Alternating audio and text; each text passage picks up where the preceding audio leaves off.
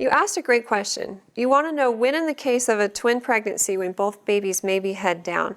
And this actually only happens 42% of the time.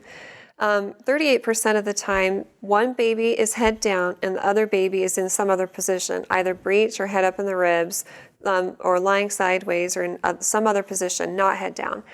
So this tells you that in most instances, both babies' heads aren't ever down. Just by sheer fact that there's not much room in there for babies to move around.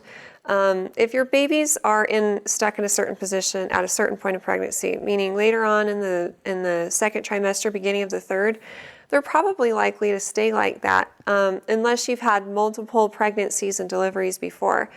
The uterus gets stretchier with the more babies that you have. It's like an elastic. So if this is your first or second pregnancy, it's not likely to be very elastic and allow the babies more room to move around. But say it was your seventh pregnancy and you've had lots of kids before, those babies may have a lot more ability to twist and turn and move and change positions up until the day that you're actually going to deliver them, either scheduled or spontaneously.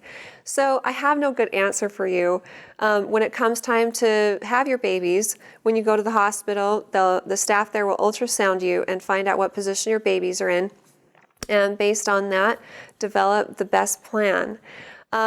The consensus for most obstetricians is that if one baby is head down and the other one is breech, it might be safe to try a vaginal delivery, but not all obstetricians feel comfortable with that, and it also depends on the capability of the facility you're delivering at. If they have staff available that could do an emergency C-section if necessary, then the doctor may feel comfortable with that, and also depends on their skills and background. But there are other doctors who only feel comfortable doing a vaginal delivery if both babies are head down.